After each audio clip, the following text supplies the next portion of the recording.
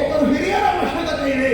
ಸಂಧಾನದ ಮೂಲಕವಾಗಿ ಜ್ಞಾನಬುದ್ಧನ ವಯೋವೃದ್ಧರು ಮಾಡುವಂತಹ ಸುಗ್ರೀವನನ್ನೇ ಕಳುಹಿಕೊಟ್ಟೆ. ಸಂಧಾನವನ್ನು ಮುರಿದಳು, ಸಂಗ್ರಾಮವನ್ನೇ ಬಯಸಿದಳು. ಯಾಕಂತೆ ಒಳವಿದೆಯಂತೆ ಯಾರು ಅಂಬಿನಾಥನಿಯಲ್ಲಿ ಆಚರಣೆ ತಿಳಿತಾರೋ ಅವರನ್ನೇ ವಿವಾಹವಾಗುತ್ತೇನೆ. ಶುಂಭನಾಗಲಿ ಶುಂಭನಾಗಲಿ ಪ್ರತ್ಯಕ್ಷ ಸಂಭವೇ ಬಂದರೂ ಕೂಡ ನಿರ್ಮಿಸಲೇ ವಿವಾಹ ನಡೆದಂತೆ. ಮತ್ತೆ ಒಪ್ಪಿದ ಹೆಣ್ಣಿಗೆ ತಪ್ಪಲಾದ ಪಾಠವನ್ನು ಕಲಿಸುವುದಕ್ಕಾಗಿ ಧೂಮ್ರಾಕ್ಷರನ್ನೇ ಕಳುಹಿಕೊಟ್ಟೆ. ಹೂಂಕಾರ ಮಾತ್ರದಿಂದ ಸುಟ್ಟು ರಹಿತರಂತೆ. ಗಂಡು ಮರಿಗಳಂಥ ಚಂಡಮುಂಡರನ್ನೇ ಕಳುಹಿಕೊಟ್ಟೆ. ಕಾಣಿ ರೂಪದಿಂದ ಚಂಡಮುಂಡರ ಶಿರವನ್ನು ಈಗ ಆಕೆಯನ್ನು ಕರೆತರಬೇಕು, ತಪ್ಪಲಾದ ಪಾಠವನ್ನು ಕಲಿಸಬೇಕು. ನಾನೇ ತಪ್ಪಿದ್ದೇನೆ.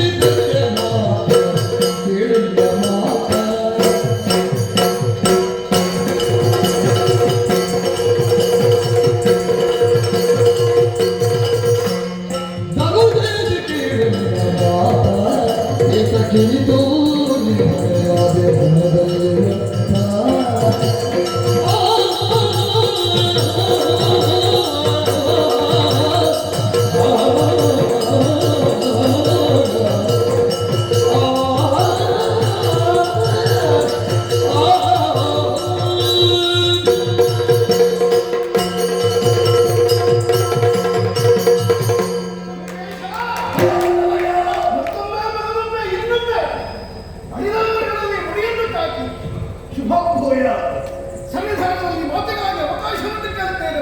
ಧಾರಾಳವಾಗಿ ಅವಕಾಶವಿದೆ. ನಾವು ಏನಿದೆ ನೀರಿನ ಪ್ರಭಾವ ತಪ್ಪಿಸಿದಂತಹ ಭ್ರಾಂತವಾಗಿರುವಂತಹ ವ್ಯಕ್ತಿತ್ವದ ಸ್ಥಿತಿ ಕನಸಿನಲ್ಲಿ ಮತ್ತು ಪರಿಗಣಿಸುವುದಕ್ಕೆ ಸಾಧ್ಯ ಇಲ್ಲ. ಈ ಶೋಣಿತಾಪದ ಶಬ್ದಗಳನ್ನು ಕೇಳಿದರೂ ಕೂಡ ಶುಂಭ ಏನೇನು ಹೇಳುತ್ತಾರೆ.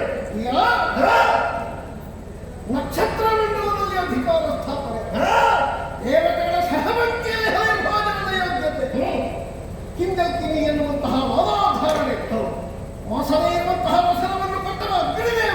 ಸತ್ಯ ಏನಂತ ಏನಿಲ್ಲ. ನಿನ್ನ ತಾಯಿ ನಿನ್ನನ್ನು ಹೇಳುವ ಕಾಲದಲ್ಲಿ ಒಂದು ಸಂಕಲ್ಪವನ್ನು ಇರಿಸಿದಂತೆ ಸರ್ವಜ ಸಾಮ್ರಾಜ್ಯಕ್ಕೆ ಉತ್ತಮವಾದಂತಹ ಒಬ್ಬ ನೇತಾರ ಬೇಕು. ಆದದ್ದರಿಂದ ನಿನ್ನನ್ನು ಹೆಡೆದವನಿಂದವೇ ನಾವೆಲ್ಲ ಕೇಳಿದ ಸತ್ಯ ನಿಜ.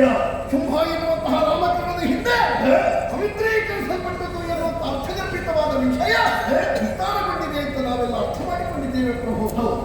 ಅಂತಹ ನೀನು ಇಡುವ ಹೆಜ್ಜೆ, ನುಡಿಯುವ ನುಡಿ, ಮಾಡುವ ಕಾರ್ಯ ಪ್ರತಿಯೊಬ್ಬರಿಗೂ ಆದರ್ಶಪ್ರಾಯವಾಗಿರ್ಬೇಕು. ಅದು ದರ್ಪಣ ಸದೃಶ್ಯವಾಗಿರ್ಬೇಕು. ಅದರಲ್ಲಿ ಹುಡುಕು ಕೊಳಕುಗಳು ಇರಕೂಡದು. ಖಂಡಿತ ಇಲ್ಲ. ಯಾರು ವಿಮರ್ಶೆ ಮಾಡುವುದಿದ್ರು ಯಾತಿಶಿವ ಹೀಗೆ ತಪ್ಪದಾರಿಯಲ್ಲಿ ಹೋಗುತ್ತಾ ಇದ್ದಾನೆ ಹಾಗೆ ಬರಕೂಡದು ಪ್ರಭು. ಪಾರದರ್ಶಕವಾದಂತಹ ನಿನ್ನ ಸ್ಥಿತಿಯನ್ನು ಕಂಡು ಪ್ರತಿಯೊಬ್ಬರು ನಿನ್ನ ಬಗ್ಗೆ ಅಭಿಮಾನವನ್ನು ಹೊಂದಿ ನಾವು ಶಂಭರೊಟ್ಟಿಗಿದ್ದೇವೆ. ನಮ್ಮ ಮನೆ ಶಂಭ. ಶುಂಭ ಬೇರೆಯಲ್ಲ, ನಾವು ಬೇರೆಯಲ್ಲ. ಶುಂಭನ ಬೇರೆ ನಾವು. ಶುಂಭನಿಗಾಗಿ ನಾವು ಬೇರನ್ನಾದರೂ ಕಡಿದು ಸಮರ್ಪಣೆ ಮಾಡುವುದಕ್ಕೆ ಸಿದ್ಧರಿದ್ದೇವೆ ಎನ್ನುವ ಧ್ಯೇಯೋದ್ದೇಶದಿಂದ ಬಹಳಷ್ಟು ಮಂದಿಗಳೆಲ್ಲ ನಿನ್ನನ್ನು ಅನುಸರಿಸಿದರು ಪ್ರಭು. ಆದರೆ ನೀನು ಯೋಚನೆ ಮಾಡು. ಕದಂಬಾವನದಲ್ಲಿ ಹೆಣ್ಣೊಬ್ಬಳಿದ್ದಾಳೆ ಅಂತ ಹೇಳಿದವರು ಚಂಡಮುಂಡರು. ಚಂಡಮುಂಡರಲ್ಲಿ ವಿಚಾರವನ್ನು ಮಾಡಿದ್ದಾಳಂತೆ ಹೇಳುವುದು ನಿನಗೆಷ್ಟು ವೇದ್ಯವಾಗಿದೆ ಅಂತ ನನಗೆ ಗೊತ್ತಿಲ್ಲ. ಅಂತೂ ಚಂಡಮುಂಡರೇ ನಾವೇ ಭರಿಸುವುದು ಅಂತ ತೀರ್ಮಾನ ಮಾಡಿದಾಗ ಅವರಿಗಿರುವಂತಹ ವರವೇ ಅವರನ್ನು ಜಾಗೃತಾವಸ್ಥೆಗೆ ತಂದಿತ್ತು ಅಂತ ನಾವು ಕೇಳಿದ ವಿಚಾರ. ಹಾಗಾದ್ರೆ ಅವರಿಗೆಲ್ಲದೇ ಇದ್ರೆ ನಮ್ಮ ಯಜಮಾನರಿಗೆ ಇರಲಿ, ಅನುಭವಿಸುವುದಕ್ಕೆ ಇಲ್ಲದೇ ಇದ್ದರೂ ನೋಡುವುದಕ್ಕಾದರೂ ಇರಲಿ, ಹೀಗೊಂದು ತೀರ್ಮಾನವನ್ನು ಮಾಡಿ ನಿನ್ನಲ್ಲಿ ಹೇಳಿದ್ರು ಅಂತ ನನಗೆ ಸುದ್ದಿ. ಕೊಂಡೆಯ ನುಡಿಗಳಿಗೆ ನೀನು ಮರುಳಾದೆ, ಮನಸ್ಸಿನ ಶರಕ್ಕೆ ಒಳಗಾದೆ. ಈ ಕಾಲದಲ್ಲಿಯೋ ಏಳು ಬರದ ಪ್ರಾಯದಲ್ಲಿ 10,000 ವರ್ಷ ದಿವ್ಯ ಮಾನ ಪ್ರಕಾರ ನೀನು ತಪಸ್ಸು ಮಾಡಿದ ಬ್ರಹ್ಮದೇವರನ್ನು ಒಲಿಸಿ ನಿನಗೆ ಬೇಕಾದಂತಹ ವರವನ್ನು ಪಡೆಯುವಲ್ಲಿ ನಿನ್ನ ಯೌವನವಾಗಲಿ, ನಿನ್ನ ಕಾಮೋದ್ರೇಕವಾಗಲಿ, ನಿನ್ನ ಹುಡುಕಾಟವಾಗಲಿ, ನಿನ್ನ ಜೀವನ ಸ್ಥಿತಿಯ ಹೋರಾಟವಾಗಲಿ ನಿನ್ನ ಸಾಧನೆಗೆ ಬಂದ ತರಲಿಲ್ಲ, ನೀನು ಭಂಗಗೊಳ್ಳುವುದಿಲ್ಲ. ಆದರೆ ಈ ಹೊತ್ತು ನೀನು ಮಾಡುತ್ತಿರುವಂತಹ ಕೆಲವೆಲ್ಲ ಅವಾಂತರಗಳನ್ನು ಕಂಡಾಗ ಯಾಕಪ್ಪ ನಮ್ಮ ಶಿವ ಹುಟ್ಟು ಕಟ್ಟುತ್ತಾ ಇದ್ದಾನೆ. ನಾನು ಪುನಃ ಹೇಳುವುದಲ್ಲ, ನಿನ್ನ ಹಿತೈಷಿಗಳಾದ ಪ್ರತಿಯೊಬ್ಬರು ಹೇಳುತ್ತಿದ್ದಾರೆ. ಯೋಚನೆ ಮಾಡು ಪ್ರಭು. ನೀನು ಕಲಿಹಿಕೊಟ್ಟೆಯಲ್ಲ ಸಾಮಾನ್ಯ ಅಲ್ಪನೇ ಧೂಮ್ರ ಲೋಚನೋ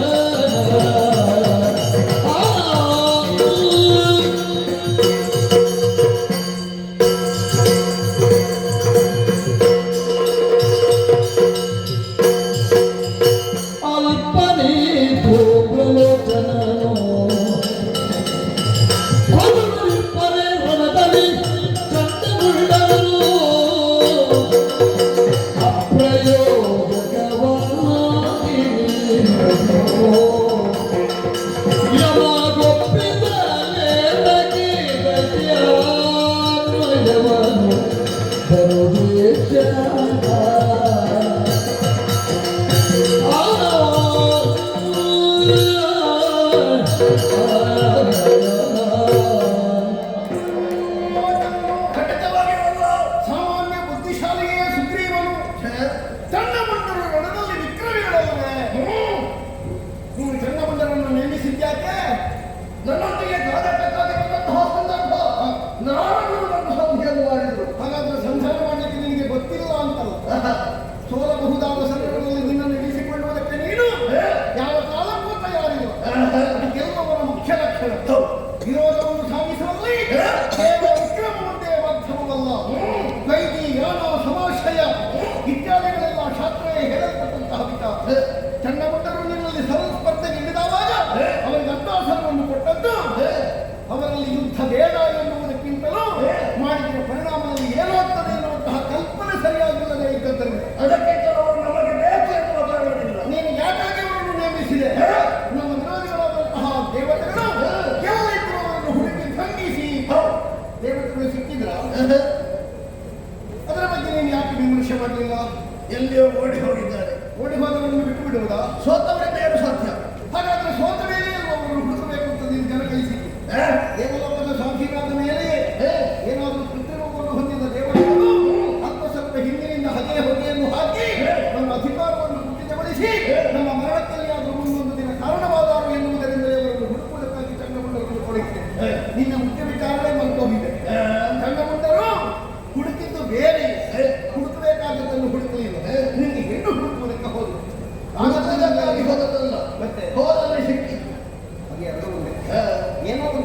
ಆಯ್ತು ಸಿಕ್ಕಿದ್ದನ್ನು ನಿನಗೆ ಅಂತ ಒಂದು ಹೇಳಿ ಗಂಡನ ಸತ್ತಂತೆ ಹಾಗೆ ಸುಗ್ರೀವ ಒಮ್ಮೆ ಸತ್ತ ಮತ್ತೊಮ್ಮೆ ಬದುಕಿದ ಸತ್ತವನು ಬದುಕಲಿಕ್ಕುಂಟೆ ಬದುಕಲೇಬೇಕಾದವನು ಸಾಯುವುದಕ್ಕುಂಟೆ ಹಾಗಾದ್ರೆ ಒಮ್ಮೆ ಕೊಂದಿದ್ದಾಳೆ ಕಿರುನಗೆಯಿಂದ ಮತ್ತೊಮ್ಮೆ ಅನುಗ್ರಹ ದೃಷ್ಟಿಯನ್ನು ಮೀರಿ ಬದುಕಿಸಿದ್ದಾಳೆ ಇಲ್ಲಿ ಧೂಮ್ರಾಕ್ಷರವನ್ನು ಮತ್ತು ಸುಗ್ರೀವ ಒಮ್ಮೆ ಸತ್ತ ಈ ವಿಷಯಗಳು ಬಹಳಷ್ಟು ವಿಮರ್ಶೆಗಿರುವಂತಹ ಸಂಗತಿ ಆತನ ಭ್ರಮೆ ನೀನು ಅವಳನ್ನು ಬೇಕು ಅಂತ ಕರೆತರುವುದಕ್ಕೆ ಹೊರಟಿದ್ದೀಯ ಹೌದು ಅವಳು ಯಾಕೆ ಬೇಕು ಸತ್ಯ ಆಗುವುದಕ್ಕೆ ಜೀವನದಲ್ಲಿ ಸಂಭ್ರಮಿಸುವುದಕ್ಕೆ ಸತ್ಯಾಗಿ ನಿನ್ನ ಬದುಕನ್ನು ಹೊಂದಿಕೊಳ್ಳುವುದಕ್ಕೆ ಅವಳಿಗೆ ಬಂದು ನಗಾಡಬೇಕು ಅಂತಲೂ ಅವಳು ಸಿಟ್ಟಿನಿಂದ ಕೊಂಡುಬಿಡಬೇಕು ಅಂತಲೂ ಯಾವುದು ಅದೆಲ್ಲ ಎರಡನೇ ಆಗಿರ್ಬೇಕು. ನಿನ್ನ ಹೆಂಡತಿ ಆಗಿದ್ರೆ ಒಂದು ಸುಖ ಸಂಖ್ಯೆಯಿಂದ ಸಂತೋಷವಾಗಿರ್ಬೇಕು ಇಲ್ಲದೇ ಇದ್ರೆ ದಿನಾ ಯುದ್ಧ ಮಾಡುತ್ತಾ ಅಥವಾ ಯುದ್ಧ ಕಾರಣವಾದಂತಹ ವಿಷಯದಲ್ಲಿ ನಿನ್ನೊಂದಿಗೆ ಜಗಳ ಆಡ್ತಾ ಇರ್ಬೇಕು ಅಲ್ವಾ ಯುದ್ಧದಲ್ಲಿ ಜಯಿಸಿದವರಿಗೆ ಕರೆತರಬೇಕು ಇಲ್ಲ ಪ್ರಭು ಜಯಿಸುವುದಕ್ಕೆ ಹೌದಾದ್ರೆ ನೀನೇ ಪ್ರಥಮ ಹೋಗ್ಬೇಕು ನೀನು ಜನ ಕಳಿಸುವುದಲ್ಲ ಶುಂಭನಾಗಲಿ ಶುಂಭನಾಗಲಿ ಶಂಭುವಾಗಲಿ ಗೆಲಿದವರಿಗೆ ಸತಿಯಾಗ್ತೇನೆ ಅಂತ ಹೂವಿನ ಮಾಲೆ ಇಟ್ಕೊಂಡಿದ್ದಾಳೆ ವಂಶ ಈಗ ಹೂವೆಲ್ಲ ಉದುರಿ ಹಗ್ಗ ಮಾತ್ರ ಇದ್ದೀತ ನಾವು ಹೋದ್ರೆ ಹಗ್ಗ ಹಾಕ್ತಾಳೆ ಕೊರಳಿಗೆ ಭ್ರಮೆ ಪ್ರಭು ಎಷ್ಟು ಮಂದಿಗಳಿದ್ರು ಎಲ್ಲ ನುಂಗಿ ನೀರು ಕುಡಿದಿಯಲ್ಲ ನೀನು ಎಲ್ಲರೂ ಅಳಿದು ಹೋಗಿದ್ದಾರೆ ಅಳಿದದ್ದಲ್ಲ ನೀನು ಕೊಂದದ್ದು ನೀನು ಕೊಂದದ್ದು ಯಾಕೆಂದ್ರೆ ನಾವು ಮಾಡುವ ಪ್ರತಿಯೊಂದು ಕಾರ್ಯಗಳು ಕೂಡ ಹಿಂದೆ ಮುಂದೆ ಯೋಚನೆಯಿಂದ ಇದ್ರೆ ನಮಗೆ ನಷ್ಟ ಆಗುವುದಿಲ್ಲ ಪ್ರಭು ವ್ಯಾಪಾರ ಮಾಡಬೇಕು ವ್ಯಾಪಾರದಲ್ಲಿ ಲಾಭ ನಷ್ಟ ಇದ್ದದ್ದೇ ಆದ್ರೆ ಮತ್ತೊಮ್ಮೆ ವ್ಯಾಪಾರಕ್ಕೆ ಇಲ್ಲದಂತೆ ನಷ್ಟ ಆಗಬಾರ್ದಲ್ಲ ಕೆಟ್ಟ ಗಿಡವನ್ನಾದರೂ ನೆಟ್ಟ ಕೈಯಲ್ಲಿ ಕೀಳುವುದಿದ್ರು ಸರಿಯಾಗಿ ವಿವೇಚನೆ ಬೇಕು ಪ್ರಭು ನೀನೀಗ ಅವಳು ಹೆಣ್ಣು ಅಂತ ತಿಳ್ಕೊಂಡಿಯ ಅಲ್ವಾ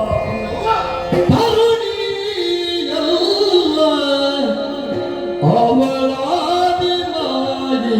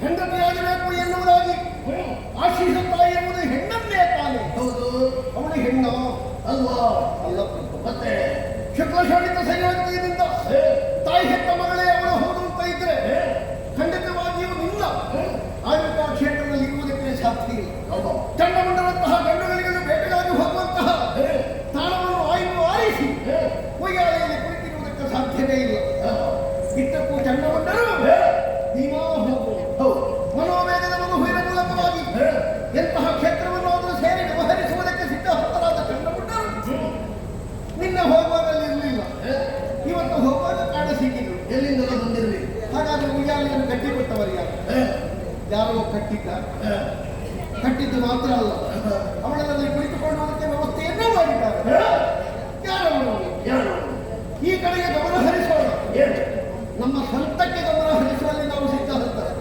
ನಿನಗೇನಾಗಬೇಕು ಅಂತ ಗೊತ್ತಾಗಿದೆ ತಾಮರ ಶರದವರಿಗೆ ಹೆಣ್ಣು ಬೇಕು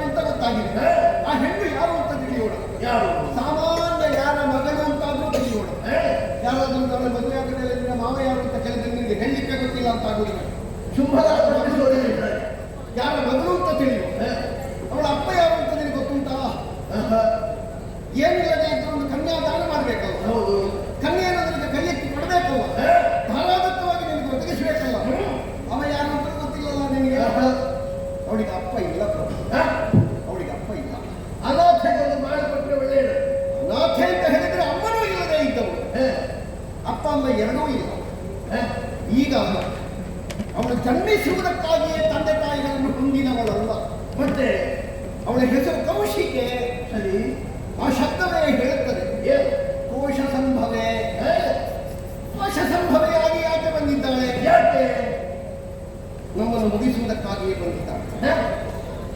ನಮ್ಮನ್ನು ಮಾಡುತ್ತಿರುವಂತಹ ಅನ್ಯಾಯ ಅನಾಚಾರಗಳು ಒಂದಲ್ಲ ಪ್ರಭು. ಚಂಡ ಮುಂಡರು ಹೊರಡುವಾಗ ಹಿಂದಿನಿಂದ ಹೇಳ್ತಾರೆ, ಧೂರ್ತ ಶುಂಭನ ನೇಮದಿ, ನಿನ್ನ ಹೆಸರು ಬಹಳ ಒಳ್ಳೆದಿಲ್ಲ, ಇತ್ತೀಚೆಗೆ ಬಹಳ ಹಾಳಾಗಿ ಕಾಣಿಸುತ್ತದೆ ಹೆಸರು. ಹೌದಾ?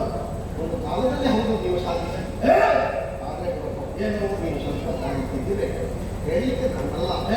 ಆದರೂ ನೀನು ಹೀಗೆ ಒಬ್ಬರಿಗೆ ಲೆಕ್ಕದಲ್ಲಿ ನಮ್ಮ ಬದುಕು ಅವಸಾನವನ್ನು ಹೊಂದುವುದಿರುವ ಕೆಟ್ಟ ಕಾಲಕ್ಕಾಗಿ ಏನೇನು ಮಾಡಿ ಸತ್ತ ಅಂತ ಆಗುವುದಕ್ಕೆ ಸಾವಾದರೂ ಸಾರ್ಥಕ ಸಮರ್ಪಕವಾಗಬೇಕು ಅಂತಾದ್ರೆ ಶಿಕ್ಷಕ್ಕೆ ಸ್ವರೂಪೆಯಾದ ಓಂಕಾರಾಕ್ಷರ ಪ್ರತಿಪಾದಿತೆಯಾದ ಶುದ್ಧ ಬ್ರಹ್ಮವೆನಿಸಿದ ಜಗದ ತಾಯಿಯಾದ ಮಕ್ಕಳಿಗೆಲ್ಲ ಮಾತ್ರ ಸದೃಶ್ಯವಾಗಿ ಬಂದಿರುವಂತಹ ಈ ಭೂಮಿಯ ಉದ್ಧಾರಕ್ಕೆ ಆದಂತಹ ಜಗನ್ಮಾತೆಯಲ್ಲಿ ಕರಜೋಡಿಸುವುದೇ ಒಳ್ಳೆಯದು ಎನ್ನುವ ಹಾಗೆ ಹೇಳುತ್ತಾ ನೀನು ಮುಂದುವರಿಯಬೇಕಾದ ದಾರಿಯನ್ನು ಹೇಳಿದ ಸರಿಯನ್ನು ಬೇಸರ ಬಿಡು ಮನದ ಮೂರ್ಖತೆಯ,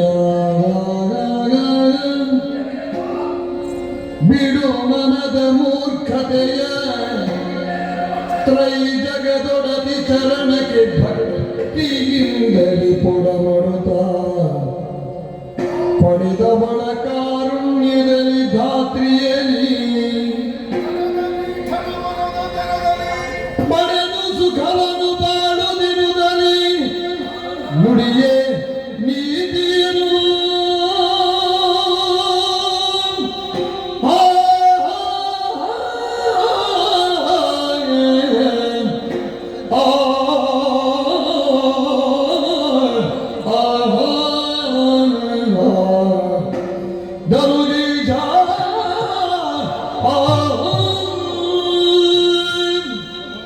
ಶೋಣಿತ ಬೀಜರೇ, ನನಗಿದ್ದಂತಹ ವಿಧಾತಾರನಿಗೆ ಏನು ಬೇಕು ಅಂತ ಕೇಳಿದಾಗ ನೀನಾಗಿಯೇ ನಿನ್ನ ವರವಾಕ್ಯವನ್ನು ಸಿದ್ಧಪಡಿಸಿ ಕನ್ಯಾ ಜೀವಕೋಶ ಸಮದ್ಭಯೊಬ್ಬಳು ಕಾಮ ಸಂಬಂಧವಾದಂತಹ ಯುದ್ಧದಲ್ಲಿ ತೊಡಗಿದರೆ ನನ್ನ ಬಂಧವನ್ನು ಬರಲಿಂತ ನೀನು ಕೇಳಿದ್ದು ಅದಕ್ಕೆ ತಥಾಸ್ತು ಅಂದಿದ್ದಾರೆ. ಸತ್ಯ. ಅಲ್ಲಿ ಕುಳಿತವಳು ಕೌಶಿಕೆ ಕೋಶ ಸಂಭವೇ ಕಾಮ ಸಂಬಂಧವಾದಂತಹ ಯುದ್ಧದಲ್ಲಿ ನಿನ್ನನ್ನು ತೊಡಗುವಂತೆ ಪ್ರಚೋದಿಸಿದ್ದಾಳೆ. ಯಾಕೆ ಪ್ರಚೋದಿಸಿದ್ದಾಳೆ? ನಿನ್ನ ವರ ಸತ್ಯ ಹೌದು ಅಂತ ಇದ್ರೆ ಅದಕ್ಕೆ ವಿರುದ್ಧವಾಗಿ ಬಂದವಳಿಗೆ ಬದುಕುವುದಕ್ಕೂ ಗೆಲ್ಲುವುದಕ್ಕೂ ನಿನ್ನನ್ನು ಕೊಲ್ಲುವುದಕ್ಕೂ ಸಾಧ್ಯವಾಗುವುದಿಲ್ಲ.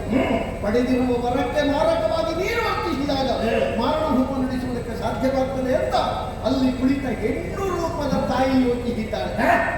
ಪ್ರಭೋ, ಏನು? ಪಡೆದಿರುವ ವರದ ಬಗ್ಗೆ ನಮಗೆ ವಿಶ್ವಾಸ ಇಲ್ಲದೆ ಇದ್ರೆ ಕೊಟ್ಟವರ ಬಗ್ಗೆಯೂ ಬೇಡ, ನಮ್ಮನ್ನು ಹೆತ್ತವರ ಬಗ್ಗೆಯೂ ಬೇಡ, ಜೀವನದಲ್ಲಿ ನಾವು ಇಷ್ಟು ಸ್ಥಾಪಿಸಿದ್ದೇವೆ ಎನ್ನುವುದು ಬೇಡ, ನಮ್ಮ ಬದುಕಿಗೆ ಇಷ್ಟು ಮೌಲ್ಯ ಉಂಟು ಎನ್ನುವುದು ಬೇಡ. ಬೇಕು ಅಂತ ತೊಡಗಿದ್ರೆ ಎಲ್ಲದಕ್ಕೂ ಬೇಕು. ನಮ್ಮ ಕೊಟ್ಟವ ದೊಡ್ಡವ ಅಂತಾದ್ರೆ ಅವ ಕೊಟ್ಟಿರುವ ವರ ಪರಿಣಾಮವನ್ನು ಕೊಡ್ತದೆ ಅಂತಾದ್ರೆ ಆ ವರಕ್ಕೆ ಪ್ರತಿರೋಧವನ್ನೊಡ್ಡಿ ನಿನ್ನ ಸಾವನ್ನು ಬಯಸಿ ಬಂದವಳ ಬಗ್ಗೆಯೂ ನಿನಗೆ ಕಲ್ಪನೆ ಬೇಕು. ಏನು ಅವಳ ಕೈ ಹಿಡಿದು ಸಂಭ್ರಮಿಸುವಂತಹ ಯೋಜನೆ ಬೇಡ, ಅದನ್ನು ಬಿಟ್ಟು ಬಿಡು. ಕಾಲು ಹಿಡಿಯುವ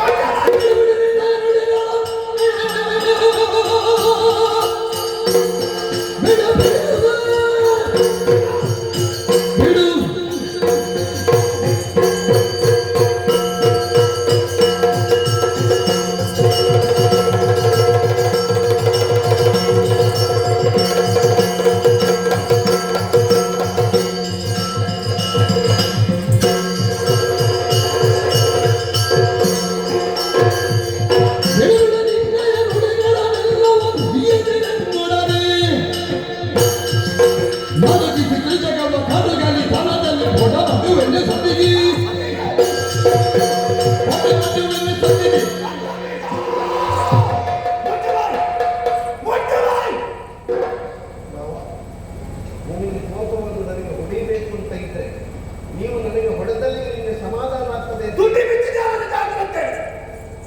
ಹೊಡಿಬಹುದು ಅಂತ ಹೇಳಿದ್ರು. ನೀವು ಮಾವ ನಾನಾಡಿ ನನಗೆ ಪೆಟ್ಟು ತಿನ್ನುವುದಕ್ಕೇನು ನಾಚಿಕೆ ಇಲ್ಲ. ನಿಮಗೆ ಯಾರ್ಯಾರು ಹೊಡೆಯುವುದನ್ನು ನೋಡ್ಲಿಕ್ಕೆ ಆಗುದಿಲ್ಲ.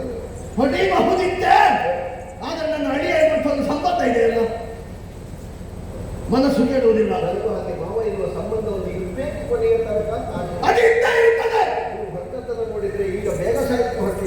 ಅಲ್ಲ, ಹೋದವರು ಯಾರೂ ಸಿಗ್ತಾ ಇಲ್ಲ. ಪದಾರ್ಥಕ್ಕೆ ಉಪ್ಪು ಹಾಕಿದ ಹಾಗೆ ಅದರಲ್ಲೇ ಎಲ್ಲ ಬೆರಕೆ ಆಗ್ತಾ ಉಂಟು. ಹೋಗುವಾಗ ಯಾವತ್ತೂ ಕೂಡ ಆಶಾಭಾವ ಬೇಕು, ನಿರಾಶಾಭಾವ ಇರಕೂಡದು. ಯಾರ ಮುಂಭಾಗದಲ್ಲಿ ನಿಂತು ಈ ರೀತಿಯಾದ ನುಡಿಗಳನ್ನು ಮಾತನಾಡುತ್ತಿದ್ದೇನೆ ಅಂತ ಪರಿಜ್ಞಾನ ಉಂಟೇನೋ ಕೆಟ್ಟವರೇ. ನನ್ನ ಅಮ್ಮನ ಅಣ್ಣ, ನನ್ನ ಮಾವ, ನಾನು ಮಂತ್ರಿ ಆದ್ರೆ ನನ್ನ ಅರಸರಲ್ಲಿ ನಾನು ಮಾತಾಡ್ತಾ ಇದ್ದೆ.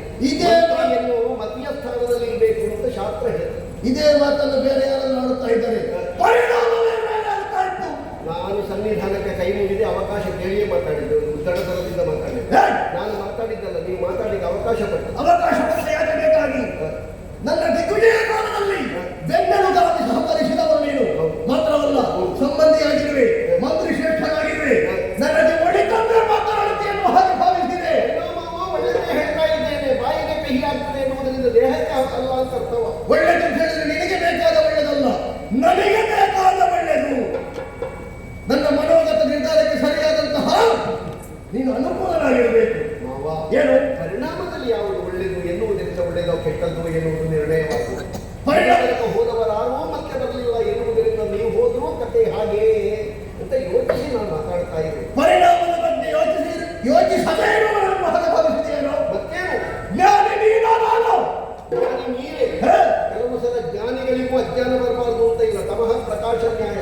ಕತ್ತಲೆ ಎಲ್ಲಿ ಉಂಟು ಕೇಳಿದ್ರೆ ದೀಪದ ಅಡಿಯಲ್ಲೇ ಕತ್ತಲೆ ಇದೆ. ಹೌದು. ಹೊರಗೆಲ್ಲ ಬೆಳಕು ಕೊಡ್ತದೆ, ಅದರ ಅಡಿ ಅದಕ್ಕೆ ಗೊತ್ತಾಗುವುದು.